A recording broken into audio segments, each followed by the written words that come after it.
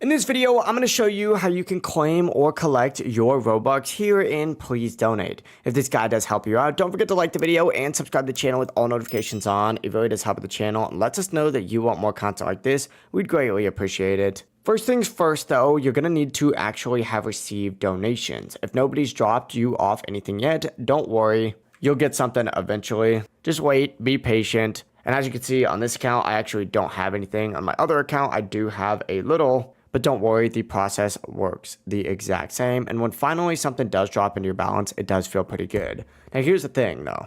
Robux from Please Donate don't hit your balance immediately. It first goes into something called pending Robux. And Roblox does keep that in there for a little bit. It's kind of like a teasing buffer. For me, it's usually at least 5 days, but in some cases, it can last up to 30 days before it fully clears. It's basically Roblox making sure that no one is abusing the system.